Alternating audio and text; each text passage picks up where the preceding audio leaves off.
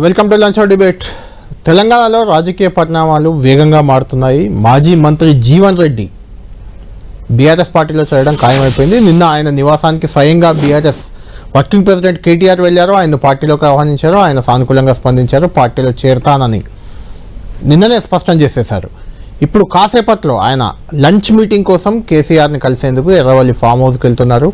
అక్కడ వారిద్దరూ మాట్లాడుకున్న తర్వాత జీవన్ రెడ్డి చేరిక ఎప్పుడు అంటే డేట్ ముహూర్తం ఎప్పుడు అనేది ఖరారు కాబోతుంది. దాదాపుగా ఈ నెల 13వ తేదీ ఈ ముహూర్తం ఉండే అవకాశం కనిపిస్తుంది. లేదంటే ఈ నెల 27న బీఆర్ఎస్ పార్టీ వార్షికోత్సవం ఉంది కాబట్టి ఆలోపు ఏదో ఒక రోజు ఖచ్చితంగా జగిత్యాల కేంద్రంగా ఒక భారీ బహిరంగ సభ ఏర్పాటు చేసి అందులో జీవన్ రెడ్డికి గులాబీ కండువా కేసీఆర్ కప్పేందుకు రెడీ అవుతున్నారు. దీంతో ఒక్కసారిగా ఉత్తర తెలంగాణ, ప్రధానంగా ఉత్తర తెలంగాణలో జీవన్ రెడ్డి కొంత ఇమేజ్ ఉన్న నాయకుడు. ముఖ్యంగా ఉమ్మడి నిజామాబాద్, ఉమ్మడి కరీంనగర్ జిల్లాల్లో ఆయనకు కొంత ఫాలోయింగ్ ఉంది.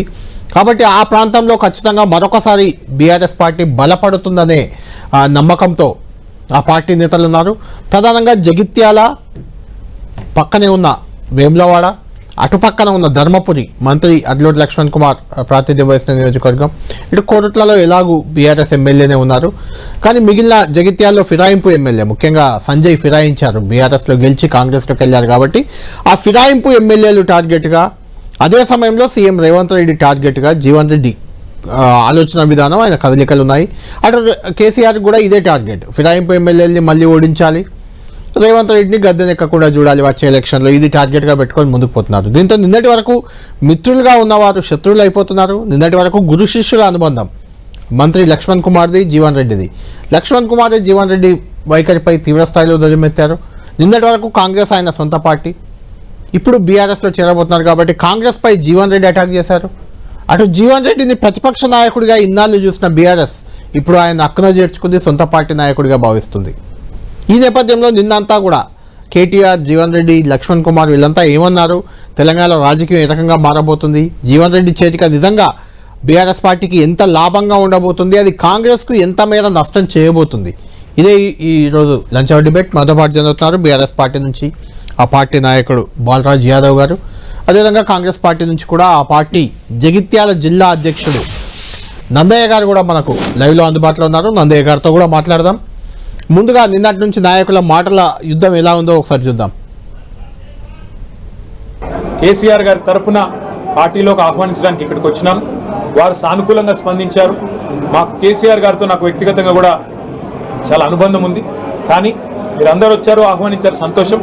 కానీ ఒకసారి నేను కేసీఆర్ గారిని కూడా కలిసి ఈ రాబోయే 2-3 రోజుల్లో నేను నా నిర్ణయం తప్పకుండా చెప్తానని చెప్పి జీవన్ రెడ్డి గారు చెప్పారు. చాలా సంతోషం. నేను వారిని కోరేది ఒకటే, ఈ రాష్ట్రంలో రైతులు, ఈ రాష్ట్రంలో పేదలు తిరిగి వారి మొహంలో చిరునవ్వు రావాలి అంటే కేసీఆర్ గారు ముఖ్యమంత్రి కావాల్సిందే. తిరిగి మళ్ళీ కేసీఆర్ గారు బాధ్యతలు చేపట్టాల్సిందే, తెలంగాణను పట్టాలు ఎక్కించాల్సిందే. అందుకే వారి సహకారాన్ని నేను కోరుతా ఉన్నాను. మా సహచరులందరం కూడా కలిసి వచ్చి వారిని ఇవాళ ఉమ్మడి కరీంనగర్ జిల్లా, అట్లాగే ఉమ్మడి నిజామాబాద్ జిల్లాకు సంబంధించిన ముఖ్య నాయకులందరం కూడా వచ్చి వారిని సాధారణంగా ఆహ్వానించాము.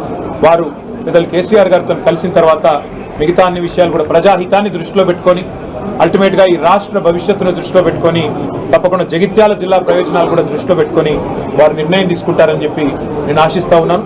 వారికి తప్పకుండా మా వైపు నుంచి ఆహ్వానం మాత్రమే కాదు, పార్టీలో కూడా సముచితమైన స్థానము, గౌరవము తప్పకుండా ప్రజల్లో వారికి ఉన్న గౌరవానికి, ప్రజల్లో వారికి ఉన్న గుర్తింపుకు తగ్గ విధంగా ఉంటుందని చెప్పి కూడా the whole relation with the BRS party, with every leader I have got అని చెప్పంటారు. నేను ఈ స్థాయి, ఈ దశలో ఏదైతుందో కేసీఆర్ గారితో కలిసి పనిచేసేటువంటి అవకాశం నాకు రావటం, వారి నాయకత్వం కలిసి పనిచేసేటువంటి అవకాశం రావటం, నేనైతే కేసీఆర్ గారి నాయకత్వంలో పనిచేయడానికి మీరు నాకు అవకాశం కల్పిస్తున్నందుకు, వారి సూచనకు అనుగుణంగా మీరు ముందుకు వచ్చినందుకు మీకు హృదయపూర్వక ధన్యవాదాలు చెప్తున్నా. నేను కేసీఆర్ గారిని కలవటము, మా పాత సాన్నిహిత్యం, దాన్ని కొంత పెన్ ఎదురుంటుంది కదా, నెమరు వేసుకోవడానికి కొరకు అని చెప్పంటాను. మా పాత సాన్నిహిత్యం అతను నెమరు వేసుకోవడానికి కొరకు వారికి కలవాలని కోరుతున్నా. అంతే తప్ప దీంతో పార్టీలో చేరడం అనేది నేను ఆల్రెడీ ఎక్స్ప్రెస్డ్, పార్టీలో బీఆర్ఎస్లో చేరుతున్నా అని చెప్పని నేను ఆల్రెడీ ఎక్స్ప్రెస్ చెప్పాను. మొన్నటి వరకు కాంగ్రెస్ పార్టీలో ఉన్న జీవన్ రెడ్డి గారు 2014 నుంచి 18 నుంచి 23 వరకు కేసీఆర్ని కానీ టీఆర్ఎస్ పార్టీని కానీ వారు విమర్శించినట్టు ఈ రాష్ట్రంలో ఎవరు విమర్శించలే. ఆ రోజు ఢిల్లీ నాయకత్వం ఒక మాట అన్నది, ఈ రాష్ట్రంలో కొత్తగా ఎమ్మెల్యేలను తీసుకునే విషయంలో అఖిల భారత కాంగ్రెస్ పార్టీ నిర్ణయం ప్రకారమే జరిగిందని తప్ప ముఖ్యమంత్రి రేవంత్ రెడ్డి గారి పాత్ర లేదని చెప్పి మాట్లాడిన విషయాన్ని కూడా వారికి ఒకసారి గుర్తు చేస్తున్నా. ఈరోజు నేను పార్టీ మారడానికి రేవంత్ రెడ్డి కారణమని చెప్పి, కాంగ్రెస్ పార్టీ కారణమని చెప్పి 2 సంవత్సరాల్లో పట్టినే రేవంత్ రెడ్డి గారి మీద ప్రజలు మార్పు కోరుకుంటున్నారంటే నాకు చాలా బాధ అనిపించింది. నాకు కేసీఆర్ అత్యంత ఆప్తుడు, టీఆర్ఎస్ పార్టీలో ఉన్న వాళ్ళంతా నాకు ఆప్తులు, స్నేహితులు. నా మీద ఓడిపోయిన ఈశ్వర్ కూడా స్నేహితుడు అని చెప్పి మాట్లాడినాడు. మాకు కూడా కొంచెం బాధ అనిపిస్తుంది. రైట్, నిన్నటి వరకు లక్ష్మణ్ కుమార్ గారు జీవన్ రెడ్డి వెంట నడిచారు, ఆయన సమర్థితో వచ్చారు, ఆయన శిష్యుడిగా కూడా చెప్తారు అక్కడ. అలాంటిది లక్ష్మణ్ కుమార్ గారి మాటలు విన్నాం, జీవన్ రెడ్డి కేటీఆర్ మాటలు కూడా విన్నాం. నిన్నటి వరకు ఒకరినొకరు విమర్శించుకున్న వాళ్ళు ఇప్పుడు అక్కున చేర్చుకుంటున్నారు. ముఖ్యంగా ఈ అంశానికి సంబంధించి, ఎపిసోడ్కి సంబంధించి చాలా కీలకమైన నాయకుడు, రాష్ట్ర వ్యాప్తంగా గుర్తింపు ఉన్న నాయకుడు, జగిత్యాల్లో ప్రధానంగా చాలా కీలకమైన నాయకుడు ఎల్ రమణ గారు, మా ఎమ్మెల్సీ కూడా, బీఆర్ఎస్ పార్టీ ఎమ్మెల్సీ, మనకు ఫోన్ లైన్లో అందుబాటులో ఉన్నారు. రమణ గారి ఎపిసోడ్ మొత్తానికి మీరు ఒక రకంగా మీరు కేంద్ర బిందువు అంటాను నేను. ఎందుకంటానంటే గత ఎన్నికల్లో జీవన్ రెడ్డి గారిని ఓడించేందుకు ఆయనను ఇంతకుముందు ఓడించిన సంజయ్ కుమార్తో కలిసి మీరు పనిచేశారు, రాజేశం గౌడ్ కూడా ఆయన గతంలో ఓడించారు, ఆయనతో కలిసి పనిచేశారు. మీరు కూడా 2 సార్లు జీవన్ రెడ్డిని ఓడించారు. ఆయనతో కలిసి మీరు ముగ్గురు, అంటే ఎల్ రమణ, రాజేశం గౌడ్, సంజయ్ కుమార్ ముగ్గురు కలిసే జీవన్ రెడ్డిని మళ్ళొక్కసారి ఓడించారు.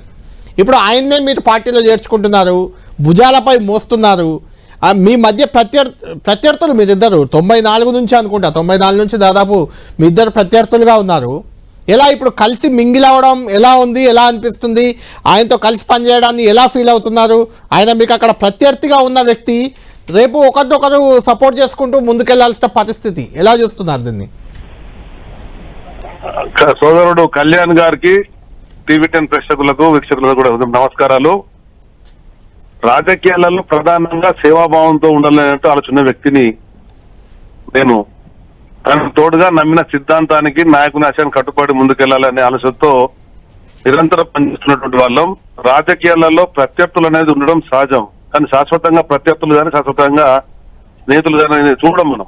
ఇంకా ఎప్పుడు కలిసి ప్రయాణం చేయాలన్నా నమ్మిన సిద్ధాంతానికి అనుగుణంగా, నాయకుని ఆశయానికి అనుగుణంగా ముందుకెళ్ళి, అందులో గౌరవనీయులు అనుభవమైనటువంటి జీవన్ రెడ్డి గారితో గతంలో అనుభవం ఉన్నది.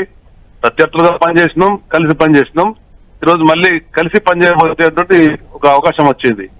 వారైనా రాష్ట్రంలో అనుభవకులైనా అని ఒకనాడు తెలంగాణ రాష్ట్ర సాధన కొరకే పుట్టినటువంటి ఉద్యమ పార్టీ బీఆర్ఎస్ పార్టీ. వారిని కేసీఆర్ గారి నాయకత్వంలో తెలంగాణను సాధించుకొని అభివృద్ధి పని తీసుకెళ్తున్న సమయంలో ప్రభుత్వాన్ని కోల్పోవడం అనేది చాలా బాధాకరంగా అందరం భావించినాం.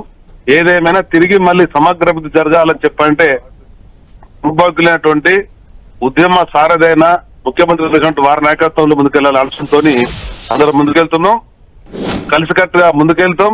ఆ విధంగా రాబోయే ఎన్నికలలో కేసీఆర్ గారిని ముఖ్యమంత్రి చేయాలా, బీఆర్ఎస్ పార్టీ అధికారం చేయాలనే ఏకైక లక్ష్యంతో అందరం ముందుకెళ్తాం.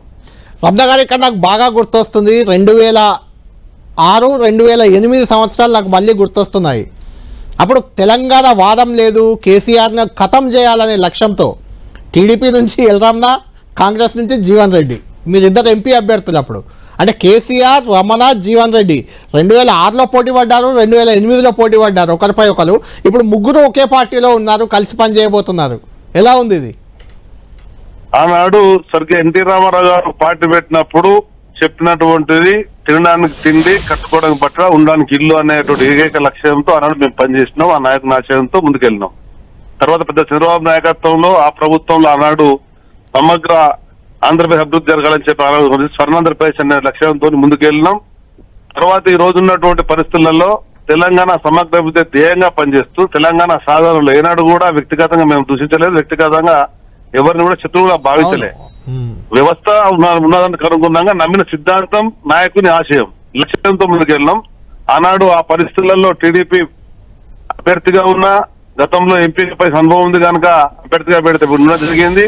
టీడీపీ అధ్యక్షుడు 7 ఏళ్ళు పనిచేసి పెట్టినా కూడా టీడీపీ అయినా బీఆర్ఎస్ అయినా ఏ రాజకీయ పార్టీ అయినా ప్రజలకు సేవ చేయాలనే ఆలోచనతో ముందుకెళ్లాలా, సమగ్ర అభివృద్ధికి పాటుపడాలా. ఆ లక్ష్యం ఉన్నటువంటి నాయకుడు కేసీఆర్ గారు స్పష్టంగా తెలంగాణ ఏర్పడిన తర్వాత అందరూ చూస్తున్నాం, ఆ ఫలితాలు అనుభవిస్తున్నాం. దాన్ని మరింత ముందు తీసుకెళ్లాల ఆలోచనతో ఎన్నికలలో వివిధ పార్టీలు రావడం సహజం. చెప్పిన దానికి అనుగుణంగా ఓటర్లు ఎవరికి ఆదరిస్తే దానికి అనుగుణంగా ప్రభుత్వాలు పరిపాలిస్తారు. నేడు చూస్తున్నాం కాంగ్రెస్ ప్రభుత్వ పరిపాలన తీరును. ప్రజలలో వాళ్ళు ఇచ్చిన 6 గ్యారెంటీ అమలు కావడం లేదు. వాళ్ళు చెప్పినటువంటి ఏ పథకం కూడా పూర్తి స్థాయిలో అమేసే పరిస్థితుల్లో ఆర్థిక పరిస్థితులు రోజు దిగజారుతున్నట్టు ఆర్థిక పరిస్థితి. కోర్టులు మీరు డబ్బులు చెల్లించాలని చెప్పని స్వాతంత్రం వచ్చిన తర్వాత 2 రోజులు లేదు. అటు రిటైర్మెంట్ ఉద్యోగులే గాని, స్కూల్ పిల్లల యొక్క, కాలేజీ పిల్లల యొక్క ఫీ రియంబర్స్మెంటే గాని కోర్టు దర్శించే పరిస్థితి వచ్చింది. చివరికి చదువుకునే విద్యార్థులే కట్టమనేటువంటి పరిస్థితి. అంటే ఇంత ఆర్థికంగా దివాల్సిన ప్రభుత్వం ఉంది రేవంత్ రెడ్డిది కనుక ఆ ప్రభుత్వం నడవలేదని దృష్టితోనే మేము ఇవాళ కేసీఆర్ గారితో ప్రయాణిస్తున్నాం. కేసీఆర్ గారిని మళ్ళీ ముఖ్యమంత్రి చేయాలనేది మా అందరికీ లక్ష్యం. Right Ramana, final question. గత 30 ఏళ్ళుగా దాదాపు రమణ, జీవన్ రెడ్డి, మిగిలిన వాళ్ళు వచ్చారు పోయారు పక్కన పెడితే, రమణ, జీవన్ రెడ్డి ఇద్దరికి బలమైన వర్గాలు ఉన్నాయి, బలమైన అంచర్లు ఉన్నారు, బలమైన అభిమానులు ఉన్నారు మీ ఇద్దరికి కూడా. జగిత్యాల అంటే ఒకవైపు రమణ, ఒకవైపు జీవన్ రెడ్డి అనేలా కనిపించేది. మధ్యలో సంజయ్ గారు వచ్చారు, అది వేరు విషయం. కానీ 30 ఏళ్ళుగా మీకున్న రైవాలిటీ, ఆ ప్రత్యర్థులు మీ అంచర్లు కానీ వాళ్ళ అంచర్లు కానీ వాళ్ళంతా ఇప్పుడు మింగిలై కలిసి పనిచేసే అవకాశం జగిత్యాలలో ఉంటుందా?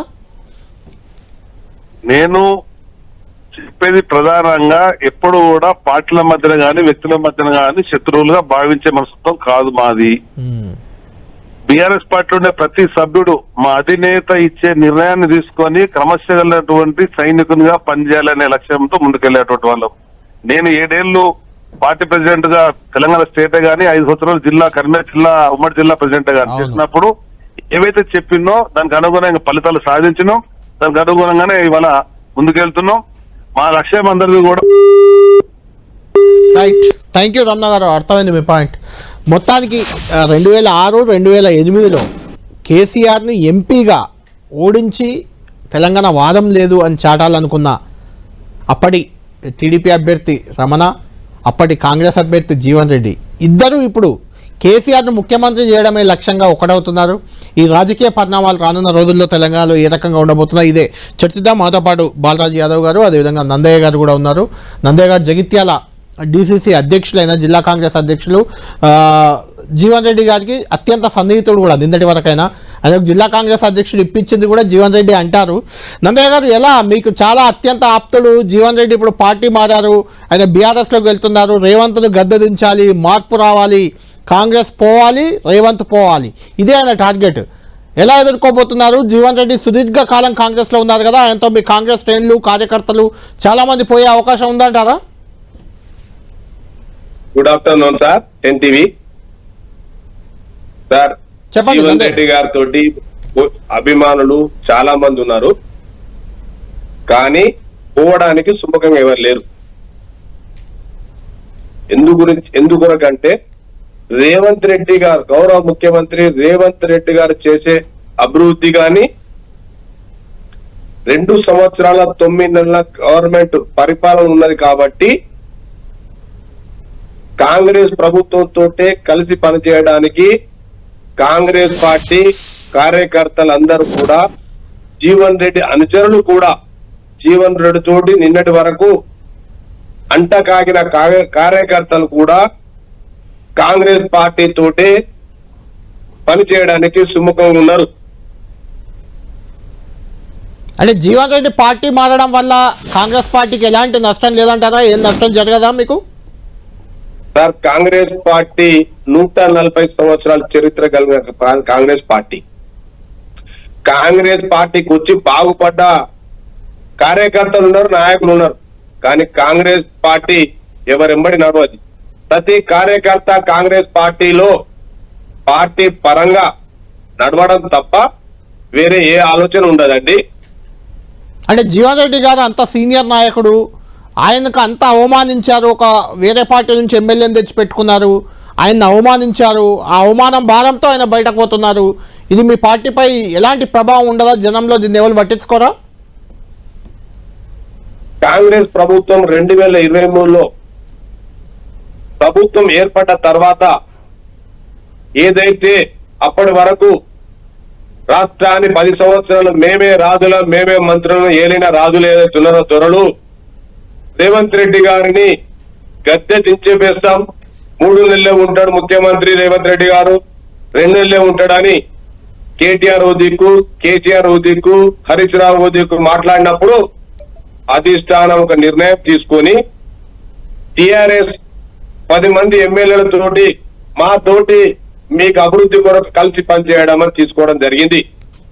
అది రేవంత్ రెడ్డి గారి నిర్ణయం కాదు, AICC all India Congress committee నిర్ణయం మేరకే తీసుకోవడం జరిగింది. ఈ విషయం కూడా పెద్ద జీవన్ రెడ్డి గారికి తెలుసు.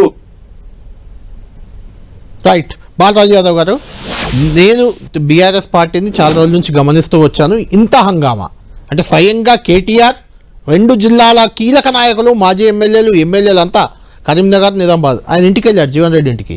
ఆయనకు రెడ్ కార్పెట్ స్వాగతం. ఇప్పుడు కేసీఆర్తో లంచ్ మీటింగ్, ఆ తర్వాత జగిత్యాల్లోనే బహిరంగ సభ అంటున్నారు కేసీఆర్. ఏంటి ఒక జీవన్ రెడ్డి రాకతో అసలు ఏదో బీఆర్ఎస్ అధికారంలోకే వచ్చేసింది అనే రకంగా ఫోకస్ చేస్తున్నారు. నిజంగా అంతా మార్పులు జరుగుతాయా అన్ని? కళ్యాణ్ గారు, ముందుగా మీకు 10 టీవీ ప్రేక్షకులకి, ప్యానెల్లో పెద్దలు నందయ్య గారికి, కాంగ్రెస్ పార్టీ ప్రతినిధి, ఇంతకుముందే ఫోన్లో మాట్లాడినటువంటి సీనియర్ రాజకీయ నాయకులు ఎమ్మెల్సీ రమణ గారికి నమస్కారం. 2-3 అంశాలు స్పష్టంగా మనం ఇక్కడ చర్చించుకోవాల్సిన అవసరం ఉంది. జీవన్ రెడ్డి గారు ఇవాళ చేరిక ఏదైతుందో, ఇవాళ చేరంగానే కాంగ్రెస్ పార్టీ ప్రభుత్వం పాలిపోయేది లేదు, రాగానే బీఆర్ఎస్ పార్టీ అధికారంలోకి వచ్చేది లేదు. కానీ జీవన్ రెడ్డి గారు లేవనెత్తున్న అంశాలు ఏదైతుందో ఈ ప్రభుత్వాన్ని ఎదుర్కొబెట్టే అంశాలు ఉంటాయి. కార్యకర్తలు కాంగ్రెస్ పార్టీ వెంట నడవచ్చు, సంతోషం. నందయ్య గారు చెప్పినట్టు కాంగ్రెస్ పార్టీ ఎవరైనా నడగకపోవచ్చు, సంతోషం కాదని. కానీ జీవన్ రెడ్డి గారు ఒక సీనియర్ నాయకుడిగా, ఒక 40 సంవత్సరాలు కాంగ్రెస్ పార్టీతో జర్నీ చేసిన నాయకుడిగా, వారు చేసే విమర్శలు మాత్రం కాంగ్రెస్ మాట వెంటాడుతాయి. ఎందుకంటున్నామంటే ఇవాళ మీరు అంటున్నారు కాంగ్రెస్ పార్టీ ఎవరు నడవదు 120 సంవత్సరాలు ఉన్నప్పుడు వేమిరెడ్డి నరేంద్ర రెడ్డి జిల్లాసభ అయ్యారు. ఇవాళ హనుమంతరావు గారు అదే ఎలిగేషన్ చేస్తూ ఉన్నారు, జగ్గారెడ్డి గారు అదే ఎలిగేషన్ చేస్తూ ఉన్నారు, అదేవిధంగా జీవన్ రెడ్డి గారు అదే ఎలిగేషన్ చేస్తా ఉన్నారు. మేము చేసిన సర్వీస్ కంటే మేము చేసిన సర్వీస్ కంటే వేం నరేంద్ర రెడ్డి ఏం చేసిన బాలరాజు గారు ఇప్పుడు అదే చర్చ, ఒక్క నిమిషం, అదే చర్చ మొదటి నుంచి 2001 నుంచి బీఆర్ఎస్ లో ఉన్న వాళ్ళకి వస్తుంది. జీవన్ రెడ్డి ఏం చేశాడని ఆయనకు పెద్దపీట వేస్తున్నారని మీకు కూడా వస్తుంది. అది ఓకే, పెద్దపీట వేస్తాం, కళ్యాణ్ గారు అది ఉపయోగించుకుంటే అదొక అంశం. ఏదైతే జీవన్ రెడ్డి గారు మొదటి నుంచి లేవనెత్తిన అంశాలు ఏదో పదవుల కోసము లేదా ప్రాధాన్యత కోసమో కాదు, ఒక గౌరవభావమైనటువంటి ఆ అంశాన్ని కల్పించాలి. ఒక 40 సంవత్సరాలు కాంగ్రెస్ పార్టీని సేవలు అందించాను. గతంలో మంత్రిగా పనిచేసి కోట విజయభాస్కర్ గారిని చూశారు, ఎన్టీఆర్ గారిని చూశారు, నాదెండ్ల భాస్కర్ గారిని చూశారు, కేసీఆర్ గారిని చూశారు, చంద్రబాబు నాయుడు చూశారు, అనేక మంది, సుమారు 6 మంది ముఖ్యమంత్రిని చూశారు. 6 సార్లు నేను గెలిచాను, మంత్రి ఉమ్మడి రాష్ట్రంలో మంత్రిగా పనిచేశాను. అదేవిధంగా 2014లో ఎమ్మెల్యే గెలిచాను జగిత్యాల నుంచి. 2019 ఓడిపోగానే 19లో ఎమ్మెల్సీగా గెలిచాను. ఆ రోజు కేసీఆర్ గారు ఊపు నడుస్తున్నప్పుడు కూడా గ్రాడ్యుయేట్స్ అందరూ కూడా నాకు ఆశ్రయించి నన్ను గెలిపించినారు. కాబట్టి నాలాంటి నాయకుడు జగిత్యాలలో ఉండగా సంజయ్ గారి చేరికకు నాకు కనీసం సమాచారం లేకుండా చేర్చుకునేది ఒక అంశం లేవనెత్తినారు. రెండోది వారి యొక్క ప్రధాన అంచనా గంగారెడ్డి, కాంగ్రెస్ పార్టీలో సీరియస్గా అనేక సంవత్సరాలు పనిచేస్తున్న కాంగ్రెస్ పార్టీ కార్యకర్త. గంగారెడ్డి చనిపోయినప్పుడు ఈ రాష్ట్రంలో హోంమంత్రిగా ఉన్న ముఖ్యమంత్రి గారు మరి దీనికి బాధ్యత వహించాలని చెప్పిన లేవనెత్తిన అంశం. మూడోది అయితే మున్సిపల్ గంగారెడ్డిని చంపిన దాంట్లో పాత్ర ఉంది అని చెప్తున్న వాళ్ళు బీఆర్ఎస్ లో ఉన్నారు. చెప్పండి నందయ్య గారు, ఒక్క నిమిషం నందయ్య గారు చెప్పండి. మాట్లాడవచ్చా? చెప్పండి సార్. ఇప్పుడు వారు చెప్పినట్టు 2014 గెలిచారు. ఎప్పుడు 2009 ఓడిపోయిన తర్వాత 2018లో వారికే టికెట్ ఇచ్చారు, 18లో ఓడిపోయినరు. ఎమ్మెల్సీ ఎలక్షన్ పోటీ చేస్తున్నారు, పోటీ చేసిండ్రు. ఎస్, ఉత్తర తెలంగాణలో ఉమ్మడి 4 జిల్లాల్లో 42 సెగ్మెంట్లలో వారికి మెజార్టీ వచ్చిన మాట వాస్తవం. అప్పుడు కేసీఆర్ గారు బలమైన అభ్యర్థి పెట్టిండ్రా? తమరు ఆలోచించాల్సిన అవసరం ఎంతైనా ఉంది. ఎందుకంటే వారి చంద్రశేఖర్ గౌడ్ గారు ఇవ్వలేదు. వాళ్ళ అభ్యర్థి ఆయననే చంద్రశేఖర్ గౌడ్ గారే డిటిఓ ఉన్నప్పుడు వారితోటి రిజిగ్నేషన్ చేయించి పోటీ చేయించడం జరిగింది. అప్పుడు అభ్యర్థి కాంగ్రెస్ పార్టీ నుంచి మా జీవన్ రెడ్డి గారు మాత్రమే మా నాయకుడు. డిటిఓ గారికి అప్పుడున్న ప్రభుత్వం చంద్రశేఖర్ గౌడ్కి ఎలాంటి ఆర్థిక సహాయం కానీ, ధన బలం కానీ, ఆర్థిక బలం కానీ, ప్రజాబలం కానీ ఎలాంటి సపోర్ట్ చేయలేదు. కాబట్టి గౌరవ మా నాయకులు జీవన్ రెడ్డి గారు గెలవడం జరిగింది. అంటే ఏంది నందయ్య గారు ఏమంటారు? అట్లాగే- బీఆర్ఎస్ గెలిపించదంటారా ఏంది జీవన్ రెడ్డి గారిని? అది మీకే తెలుస్తుంది, కొద్ది రోజుల తర్వాత తెలుస్తుంది. నేను అనడం కాదు, ఎందుకంటే వారే అన్నారు నాకు 94 సంది కేసీఆర్ తో సంబంధాలు ఉన్నాయని నిన్ననే ప్రెస్ మీట్ లో. అవును, ఎవరు వచ్చారు? మా జగ్యాల మాజీ జడ్పీ సభ్యురాలు సోదరి కూడా వసంతోటి మంచి సంబంధాలు ఉన్నాయన్నారు వారే. కొప్పుల ఈశ్వర్ గారితో కూడా అడ్లూరు లక్ష్మణ్ కుమార్ గారు మంత్రి గారి మీద ఓడిపోయిన వారి తోటి కూడా మంచి సంబంధాలు ఉన్నాయి. ఇలా ఇవాళ జగిత్యాల జిల్లా టిఆర్ఎస్ పార్టీ అధ్యక్షుడు కల్వకుంట్ల విద్యాసాగర్ రావు తోటి సంబంధం. అసలు మీకు మంచి సంబంధాలు లేదు ఏ పార్టీ తోటిగా మీరే చెప్పగానే నేను ఇట్లా చెప్పాను.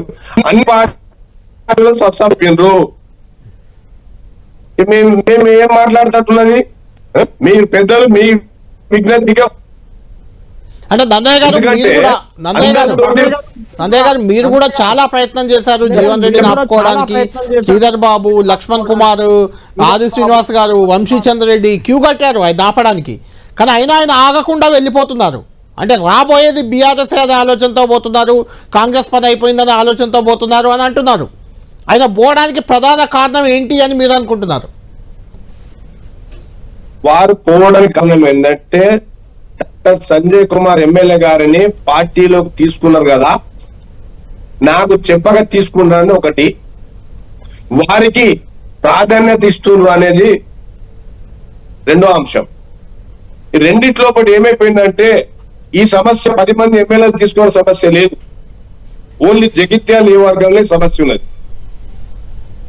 మరి సంజయ్ కుమార్ గారితో మీకు అంటే సంజయ్ కుమార్ గారితో మీ కాంగ్రెస్ నాయకులు, కార్యకర్తలు, సుదీర్ఘకాలం జీవన్ రెడ్డితో ఉన్న మీలాంటి వాళ్ళంతా సంజయ్ కుమార్ గారు అంతా మింగిల్ చేసుకుంటున్నారా? మీ అందరినీ మరి కలిసిపోతున్నారా? ఆయన అంచర్లకే పెద్దపీట వేస్తున్నారని కదా జీవన్ రెడ్డి గారు అలిగేషన్ కూడా.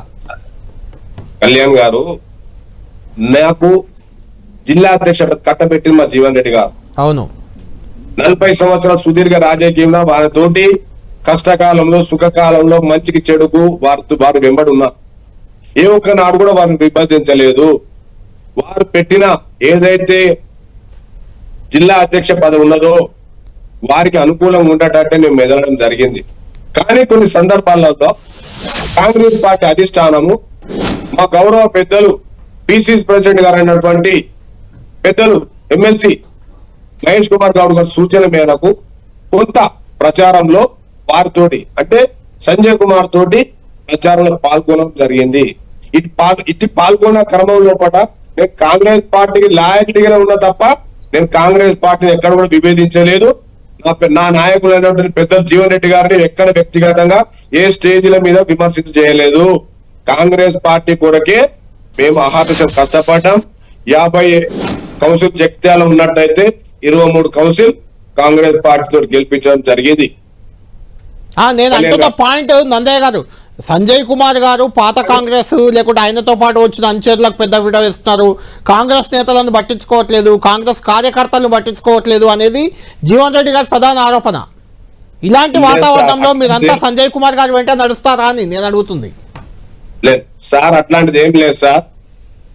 జీవన్ రెడ్డి సాబ్ ఏదైతే కాంగ్రెస్ పార్టీ కార్యకర్త మున్నమ జీవన్ రెడ్డి వర్గం తోటి కూడా సంజయ్ కుమార్ గారు కలుపుకొని పోవడం జరుగుతుంది. ఆ లెక్కనే అధిష్టానం ఏదైతే కౌన్సిల్ ఎలక్షన్ అప్పుడు municipal council election Jeevan Reddy గారికి 20 కౌన్సిల్ టికెట్లు, డాక్టర్ గారికి సంజయ్ కుమార్ గారికి 30 టికెట్లు ఇవ్వడం జరిగింది. ఆ 20 టికెట్లు జీవన్ రెడ్డికి ఇచ్చిన దాంట్లో వారు చెప్పిన అనుచరులకే వారి కార్యకర్తలకే 20 టికెట్లు ఇప్పించడం జరిగింది, కౌన్సిలర్ టికెట్లు. కళ్యాణ్ గారు మరి ఎందుకు మీపై తిరుగుబాటు చేసారు? మిమ్మల్ని కూడా అడ్డుకున్నారు, మిమ్మల్ని కూడా దానికి పెద్దలకే వదిలేస్తున్నా, మా నాయకుడికే వదిలేస్తున్నా, మా విఘ్నతకే వదిలేస్తున్నా. ఎందుకంటే నేను నిబద్ధత కలిగిన కాంగ్రెస్ పార్టీ కార్యకర్తగా సార్ ఇంట్లోనే 40 సంవత్సరాలు పెరిగిన. నా నిబద్ధతను శంకించే స్థాయిలో వచ్చినప్పుడు కార్యకర్తలను మందలించాల్సిన అవసరం నాయకుడికి ఎంతైనా ఉండే. సరే, వారి గౌరవము, వారు ఏమన్నారు, వారి అనుచరకరం నా మీద విమర్శలు చేసిన మాట వాస్తవము. ఆ విమర్శలకు నేను ఎక్కడైనా తట్టుకుంటా. ఎప్పుడు కూడా ఆ విమర్శలో కూడా ఎన్నాడు కూడా మేము విభేదించుకుంటూ ఉంటాం. రైట్ నందయ్య గారు ఫైనల్ గా చెప్పండి, 2 సార్లు రమణ టీడీపీ నుంచి గెలిచారు, ఒకసారి రాజేశం గౌడ్ టీడీపీ నుంచి, అంతకుముందు మొదట్లో జీవన్ రెడ్డి టీడీపీ నుంచి, 2 సార్లు సంజయ్ కుమార్ బీఆర్ఎస్ నుంచి గెలిచారు. కానీ అక్కడ కాంగ్రెస్ పార్టీకి జగిత్యాల కంచుకోట, ఆ కంచుకోటను కాపాడుతూ వచ్చేది జీవన్ రెడ్డి. ఇప్పుడు ఆయన వెళ్ళిపోవడం వల్ల కాంగ్రెస్ పార్టీకి ఎలాంటి ఇబ్బంది జరగదు అక్కడ? సార్ నేనేమంటున్నా సార్, ఇబ్బంది జరుగుతుంది కొంత మట్టుకు. ఏంటంటే సార్, ఒక నెల రోజులు జరుగుతుంది. ఆ నెల రోజుల తర్వాత అందరు యాజ్మాస్తారు, ప్రభుత్వంతో కలిసి పనిచేస్తారు. ఎందుకంటున్నానంటే ఎవరైనా కూడా 2 సంవత్సరాలు 9 నెలలు ప్రభుత్వం ఉంటుంది కాబట్టి ప్రభుత్వం వచ్చే లబ్ధి పొందాలి. లబ్ధి అంటే అభివృద్ధి పరంగా ముందుకేనన్న ఆలోచన ఉంటది కాబట్టి ఏ మాత్రం కూడా కార్యకర్తలు జీవన్ రెడ్డి గారు వెళ్ళడానికి సుముఖంగా లేరు. రైట్ బాలరాజు గారు, జీవన్ రెడ్డి గారి వెంట ఎవరు వచ్చేది లేదు అక్కడ, కాంగ్రెస్ పార్టీకి అయ్యే నష్టం కూడా ఏమి ఉండదు అక్కడ అని చెప్తున్నారు. మీరేమో బీఆర్ఎస్ కు పెద్ద బూస్టప్ గా దీన్ని చూస్తున్నారు. నిజంగా జీవన్ రెడ్డి చేరిక కాంగ్రెస్ పార్టీకి నష్టమా, మీకెంత లాభం, వాళ్ళకి ఎంత నష్టం అంటే ఫైనల్ గా ఏం చెప్తారు? అంటే సీనియర్ కాంగ్రెస్ పార్టీ నాయకుని కాంగ్రెస్ పార్టీ కోల్పోవడం అనేది, అది బీఆర్ఎస్ చేరడం అనేది బీఆర్ఎస్ పార్టీ ఖచ్చితంగా బూస్టప్.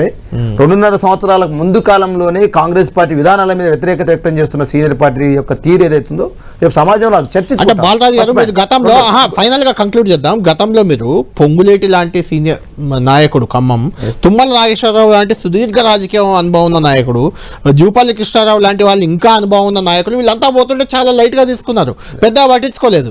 అలాంటిది జీవన్ రెడ్డి రాగానే ఏదో మారిపోతుంది అని ఇంత ఆనందాలు, ఇంత ఉత్సాహం ఎందుకు కనిపిస్తుంది? ఎందుకంటే కళ్యాణ్ గారు, కొంత రాజకీయ నాయకుడు, అనుభవం నాయకుడు పార్టీ నుంచి పోయినప్పుడు కొంత నష్టం జరుగుతుంది. ఆ రోజు పెద్ద పట్టించుకోలేదు, ఆ రోజు గ్రహించకపోతే, వాళ్ళు పోతుంటే 10 మంది ఎమ్మెల్యేలు పోయినప్పుడు కూడా వాళ్ళని ఆపే ప్రయత్నం చేయలేదు. ఆ రోజు గ్రహించకపోతే డెఫినెట్ గా నష్టం అనేది రియలైజ్ అయిందా పార్టీ? డెఫినెట్ గా సార్, ఇప్పుడు ఏమంటే నష్టం జరగదని మేము అనుకుంటాం. ఆఫ్టర్ ఎలక్షన్ రిజల్ట్ తర్వాత మనం విశ్లేషణ చేస్తాం, అప్పుడు అర్థమవుతుంది. విమర్శ ఆత్మవిమర్శ రియలైజ్ అయ్యి అందరినీ కలుపుకోవాలి. రెండో పాయింట్, ఇది అలా జీవన్ రెడ్డి గారి చేరిక ఖచ్చితంగా బీఆర్ఎస్ పార్టీకి బూస్టప్. కాంగ్రెస్ పార్టీ వారు చేసే విమర్శలు వెంటాడుతుంది ఫస్ట్ పాయింట్.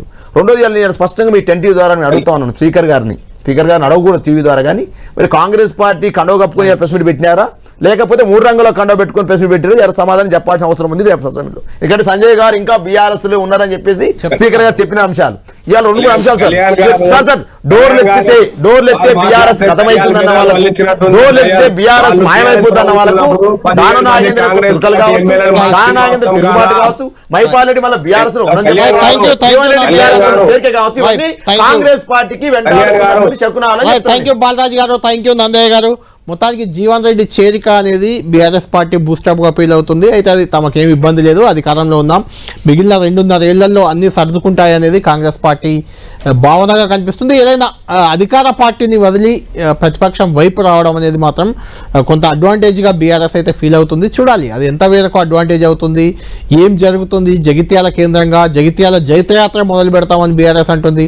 జగిత్యాలలో సభలో కేసీఆర్ ఏం మాట్లాడబోతున్నారు జీవన్ రెడ్డి చేరిక సందర్భంగా, ముందు రాజకీయాలు ఏ రకంగా మారబోతున్నాయి అనేది మాత్రం ఖచ్చితంగా ఇంట్రెస్టింగ్గా మారింది. జీవన్ రెడ్డి రాజకీయంతో, జీవన్ రెడ్డి పార్టీ మారడంతో రాజకీయ సమీకరణాలు ఖచ్చితంగా మారే అవకాశం అయితే కనిపిస్తున్నాయి. ఇది లంచ్ అవర్ డిబేట్.